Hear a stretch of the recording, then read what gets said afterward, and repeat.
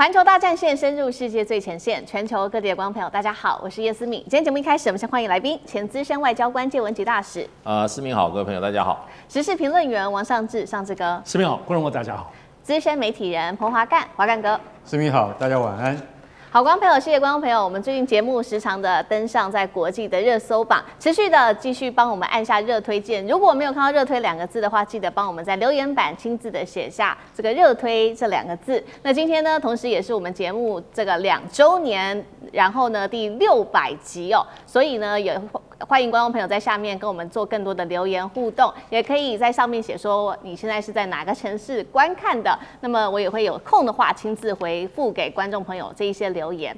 今天節目一開始我們要特別來關心到的，當然還是在美伊戰事，我們要來聚焦。現在戰事其實看起來是平緩，但是其實可以說是一觸即發的。美軍在這個時候針對荷姆茲海峽最新祭出了是15艘的軍艦封鎖住荷姆茲海峽，並且他說呢喊隨時會擊沉。現在可以看到整體的氣氛是在升溫而且對峙的。伊朗的部分則是現在準備好了，包括他的快艇攻、群攻、無人機蜂群跟他的飛彈飽和。隨時可能會發動總攻擊，把這一片海域變成火線戰場嗎？今天就這些議題，我們會一起來做關心。今天3個火線話題，等一下我們會一起來做聚焦。首先看到的是美軍的15艘軍艦已經正式的壓境在荷姆茲海峽了。川普這一做是想要戰略封鎖，還是把全球能源會不會推進另外一場戰爭？美國真的如學者說的，接下來會展開所謂的登船檢查嗎？甚至做這個攔截這些船、扣押商船。如果這麼做的話，是否踩破了國際的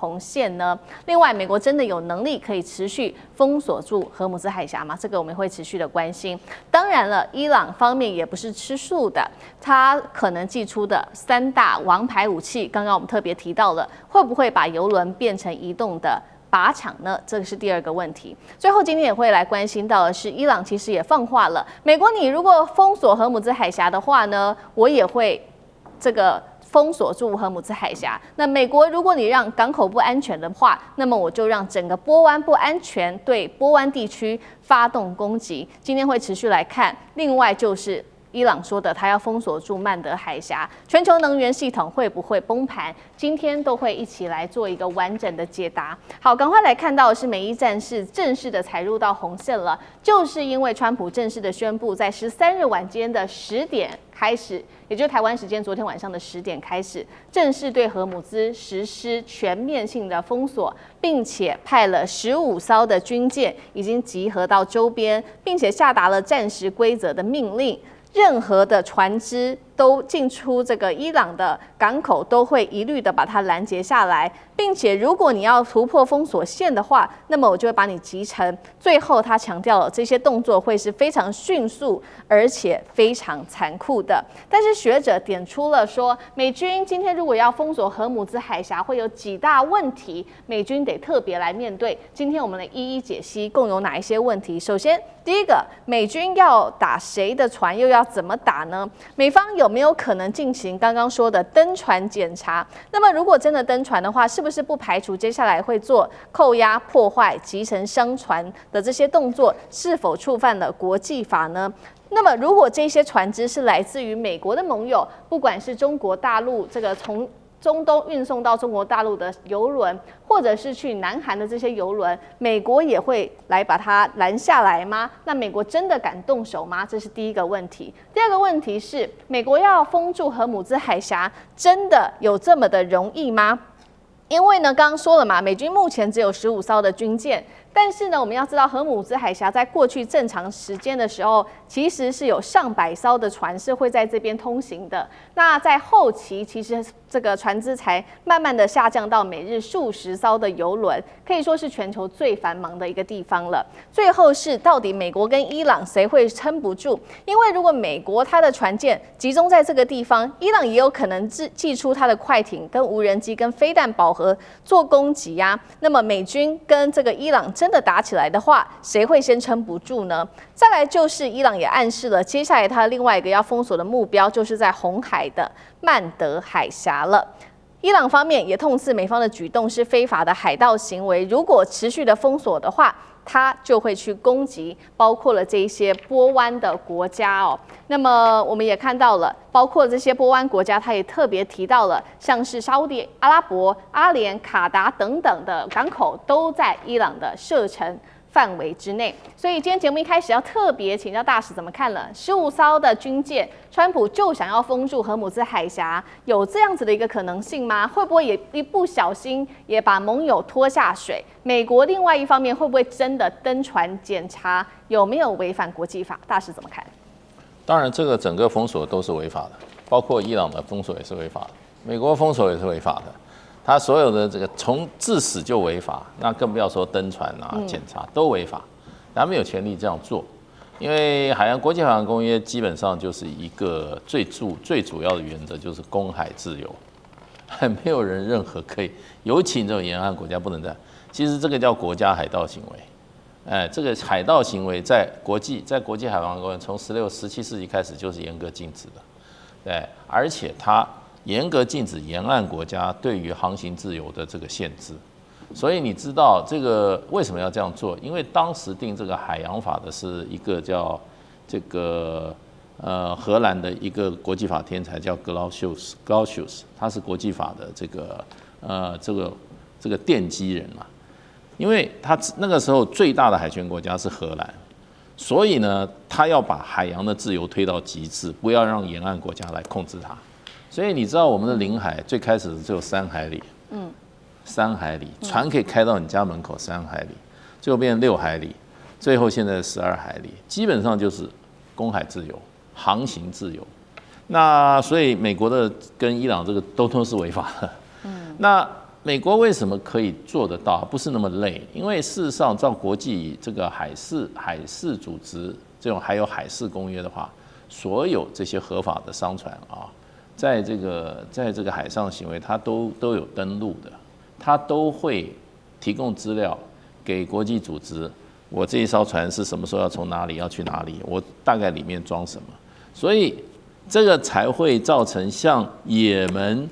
這個胡塞組織，它都可以有效控制紅海，它的飛彈都不會亂打的。對，它飛彈不會亂打的，它一打就打你這些。他上次打一個英國的船，他說，因為你這個英國船你要行往，你的下一站是要往以色列的港口，所以我打你。對，要不然就是說，他可以知道你的貨物裡面有一些問題，它產生化學品啊，這是什麼東西？所以事實上的話，技術上不難，而且。美軍這樣子的一個怎麼講呢？就跟法律不是每天要警察在那邊看着你的行為的。法律一頒布以後，大家心裡面就怕。規則一頒布就看，你被他打一個，你就知道全部大家都不敢違反。尤其那些準備闖關的這一些船，他自己就自己要小心了。所以技術上是可能15艘，雖然美國不是在荷姆斯海峽進行封鎖，美國是在阿曼灣，甚至在正外面的阿拉伯灣，那15艘夠了，因為這個東西很多是你的電子偵測跟電子打擊能力，你的遠程打擊能力，你不需要人程一路，所以美國是有這個能力啦，別人也會遵守。可是你要清楚，川普下達的命令是什麼？川普下達的命令是怎麼樣？他說我封鎖進出伊朗港口的所有船隻，他沒有說他封鎖荷姆茲海峽，他只是封鎖你進出伊朗港口的所有船隻。那也就是說，從荷姆茲海峽開來，假如不是從伊朗港口出來的話，是從海灣國家出來的話，那個 OK， 那個 OK。你要進去，你是進海灣國家，所以海灣國家說你這樣子把我的生計也給我本來跟伊朗還可以付點錢就過路了，你現在把我都弄。那美國說我沒有針對你啊，我是針對伊朗進出伊朗。可是所以伊朗很厲害啊，伊朗立刻就是說全面封鎖荷姆茲海峽，因為美國會說這個東西玩下去，伊朗的油還天天往外運啊，對不對？伊朗的油天天從荷姆斯海峽往外運，而且造成它在外交上的一個有利的一個什麼槓桿的點，大家都去找伊朗談條件。那伊朗就可以提出來相對的條件，他就想說，你們這些歐洲國家不支持我，是不是被伊朗收買了？伊朗說，給你2條船過荷姆斯海峽，可是呢，你不要把你的領空開放，你關閉你的領空。那這歐洲國家說好，我就這樣照做。那川普對不對？他現在吃那麼大虧，他認為都是從荷姆斯海峽來的，所以他現在這樣做，可是實質上造成荷姆斯海峽全面中斷，因為伊朗這樣說，那我不玩了，我就全部封鎖。那所以現在就卡在這個地方了。那如果再不解決的話，那就是先來全球能源危機，接下來就是經濟危機，那這個問題就大了。看川普怎麼看了。好，所以我們也可以看到這一場危機，現在看起來不僅僅是影響在波灣啊，還有美伊兩國而已。接下來可能引爆的是全球跟這個全球一起陪葬的經濟跟石油上面的危機。那美國祭出這樣子的一個封鎖，接下來伊朗總會有反制吧？剛剛提了幾種的武器，接下來伊朗可能會做哪一些舉動？現在被說美伊兩國都很瘋狂，那隨時這個在比誰比較瘋。那誰會先動手？戰爭再爆發的幾率有多高？幹哥怎麼看？好，我完全同意大使剛剛說的。你要曉得，每一個國家的領海，它現在最多只有12海里，大概是多遠？就是大概差不多20公里，就是靠近你的那個沿海20公里，那叫做你的領海。但是經濟那個領海那就不一樣了。可是意義上的領海，國際法認定的只有20公里，出去就是公海了。那所以大家會想說，哎呦，你封鎖他也封鎖，你們伊朗跟美國是不是在海上要打起來？不是，我們必須要講那個，其實我們必須要用一個地圖來看。我們現在手邊沒有地圖，但我可以簡單的跟各位講，就是說，伊朗它針對的是荷姆茲海峽，這個海峽就像我們剛才講的，它最寬的地方大概只有20多公里而已。而美國不是要在這個地方封鎖，它要退到外面的波斯灣，接近阿曼灣，再過去就是阿拉伯海了。他要在那個，為什麼？因為美國的驅逐艦那是1萬多噸，他沒有辦法在荷姆茲海峽裡面轉過彎來對付你，所以他要在別的地方，他在外面的地方進行他們認定你們可能會資助誰？資助伊朗這個政權，而使他們得到了軍事上的利益，所以美國海軍可以視為軍事目標而加以摧毀，這是他們講的話。他們沿用了一個法叫做國際法中的捕獲法，就是捕獲是什麼意思呢？捕獲就是攔截、盤查、扣押，這個叫捕獲法。捕獲法其實在某些地方，它在這個就是在執行上，它是可以符合國際法的精神，只是說你動用捕獲法的這些國家必須要有正當的理由，不然到時候還是會上海牙的國際法庭去審的。那現在美國他的意思就是說，他的戰鬥群，我們現在看到15艘，我跟各位坦白講，那個15艘裡面只會出動2艘，為什麼你知道？因為就是一個戰鬥群，它屬於航空母艦戰鬥群裡面的驅逐艦支隊派6艘出來到阿曼灣外海界護，其中的2艘前進到荷姆茲海峽的外圍，也就是說，你從荷姆茲海峽裡面受到了這個伊朗的同意之後，你開出來之後，就面臨美國在海峽口等着你，就把你攔下來了。如果他認為說，你可能帶了什麼東西，你可能帶的石油全部都是要運到哪裡的？要運到中國啊、俄羅斯的這種油的話，我就扣下來了啊。然後有一些船，他可能會說，那我就關掉 ALS， 什麼叫船舶識別器？我把它關掉。然後，但是美國還是有 GPS 啊，所以這就是先拼先的，你知道嗎？鬥法之中的鬥法。所以我們會認為說，以專家的態度來看的話，接下來這個就是雙方互相鬥法，看誰會贏。可是你說，伊朗會不會真的出動？比如說他們最號稱他們最口碑的無人機飽和攻擊，或甚至技術伊斯坎德的飛彈攻擊，或者是無人艇的自殺攻擊，那個是到最後了，那是完全談不攏了，那就是保證毀滅了。我覺得要慢慢看這個態勢，因為從昨天晚上才開始，我們現在還沒有得到很多那個匯報，但是慢慢會升溫。如果川普跟伊朗之間的談判有更多的進展的話，也許真正的封鎖不會發生，也許伊朗就不會採取過激的軍事行動，但這一切都在未定之天。對，這個封鎖行動其實才剛開始而已，所以接下來還要持續的做關心。那麼剛剛也提到，如果美國真的去做這個所謂的封鎖行動的話，接下來如果是說自己的盟友像是日本啊、南韓這些船只經過的話，美國真的敢開火嗎？等一下也會特別請教尚志哥。那如伊朗說的，他真的也敢攻擊波灣國家嗎？等一下我們也會持續的來做關注。我們先來看到在這個美國針對於這個港口這邊。做了封鎖之後，中國大陸是立刻做出了批評，很酸美國是夠狠、夠蠢，也夠損。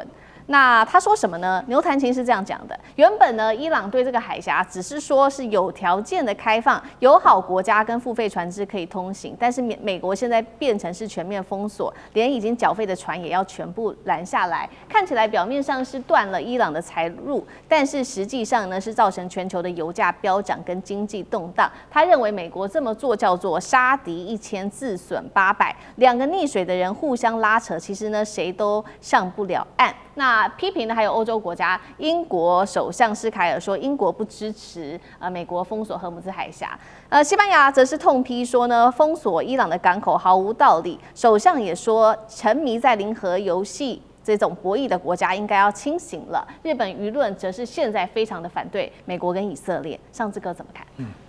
我想荷姆茲海峽一開始被伊朗控制的時候呢，大家是很不滿，也覺得很大的危機。可是終究後來慢慢好像可以談。可以通過有條件，那麼包括付錢哈，所以終究還是有個舒緩的可能。但是現在美國同時也一起封鎖了，這整件事情就變得大家就懸在那裡，卡在那裡，就沒有辦法輕易。其實就消息面來說，也沒有辦法輕易的就可以放鬆。這就是中國大陸批評的這個自損800的原因。事實上，在這些川普剛宣布不久，美國方面其實就有電視節目在評論當中，就有專家就直接在節目當中直接就問到說：好啊，你說你封鎖，但如果是中國的郵輪，而且旁邊伴隨着一艘中國的軍艦，那你膽敢嗎？其實當天其實這個就是在美國方面輿論裡頭就丟出來的話題，所以非常有意思哦。所以我覺得現在狀況就是，美國真的可以敢登船嗎？其實我們看中國大陸，你這個指標其實。不要說別人，就是中國大陸，因為都知道荷姆茲海峽這個地方運送出來的油主要是供應給亞洲地區，包括日本、韓國跟中國大陸，最主要是在這裡。所以日本、韓國當然作為小貓咪，可能美國不讓他們動，他們就不動了。可是中國大陸真的可以嗎？而且大家都知道，中國大陸可是自從中東戰爭是不止。2023年開始，中國大陸在波灣地區，包括亞丁灣跟阿曼灣，長期都至少有6艘的軍艦持續在那裡，4、5、4、6、7，像我們現在熟悉的，現在在那裡有許昌號、焦作號跟紅號，都是動5級的飛彈驅逐艦哦。此刻現在不只是有這個萬噸級的飛彈驅逐艦，現在在那裡還有至少3艘的電子偵察艦。所以也就是中國大陸在那裡，其實不只是在看好戲，大家也在這個裡的部分持續在訓練。我們知道過去像淄博號啊，早年烏魯木齊號，都是從2023年這幾年輪流萬電的動5的驅逐艦到那裡波灣地區，一方面去做演習訓練。所以你說美國真的能封鎖嗎？我一直覺得怎麼來對標，就看古巴封鎖。我們知道古巴美國封鎖，其實都說不能去，不能去。可是我們看今年3月的時候，俄羅斯就送了就是送了一個真的是3萬噸的油料就過去了。然後中國大陸從今年3月當中給了什麼呢？包括給了糧食、大稻米，也給了8000萬的援助，還給了5000套的太陽能設備，因為他們缺電缺油嘛。所以你說真的封鎖嗎？大國俄羅斯給油，中國給那麼多援助，你說美國真的登船去搜索嗎？不太可能啦。所以現在這件事情倒不是打美國臉，而是真正的你要封鎖美國，你能實質封鎖小國可以，大國真的嗎？好，謝謝尚志哥。那我們休息一下，馬上回來。地緣政治、美中之爭、戰略價值、強權崛起、小國生存。現在與未來，洞悉事件走向，掌握世界脈動，全球觀點盡在環球